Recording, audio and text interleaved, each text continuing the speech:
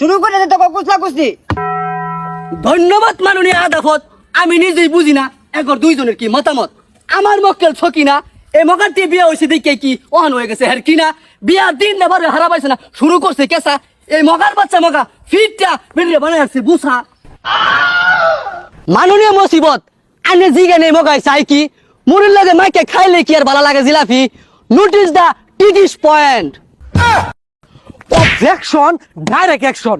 আমার মক্কেল মগা হে নাই কোনো আক্কেল, এ বেড়িওরটা হে ব্যাককেল। এ খাইবার বসলো সাইডটা ভাত, এ বেড়িওর মুহের ঘুরাইয়া মারছে একটা ফাত। তখন এর উইটা গেছে গা সেত, হাতের গুড়াত পাইছে একটা বেদ। আধা ঘন্টা বাইরিয়া এবারে কমে আসছে সেত বেদ। জসাব এবারে পাইছে একটা অজুহাত। ওমা আমার মক্কেল রে মামলা দিয়া খাওয়াই দেব বলে 14 শিখের ভাত। অবজেকশন পানের ফেলা। আমার প্রতিপক্ষ উকিল কিন্তু তলে তলে টেম্পু চালা। এই মগা অত বড় একটা বেড়া হুনে না কানে রান্না করে দেরি থয়া উড়াতে বাড়া বানে। ওমা এই মগা করে না কোনো কাম, সারাদিন খালি করে খাম খাম। এই বেড়ি সারাদিন রান্ধে ভাত, এমনিতে তো ভুলে বলে কি দে বাইরে ভরে ভাত। ওমা ইটাও বলে বেড়ির দুষ। এই মগার বাচ্চা মগা ফিটটা বেড়িরে বানালে বেউস।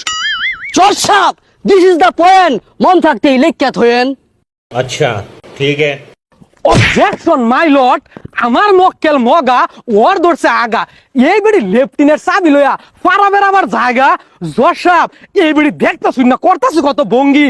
এ হিন্দি আমার মক্কেল মগা আজ্ঞা বইরে হালাইতাছে লঙ্গি। মাননীয় মাদারবোর্ড, আমার মক্কেল মগা কিন্তু সম্পূর্ণই নির্দোষ। আইনের রায় হইনে বুঝুন যাব আইনে কয়টিয়া খাইছেন ঘুষ। অবজেকশন।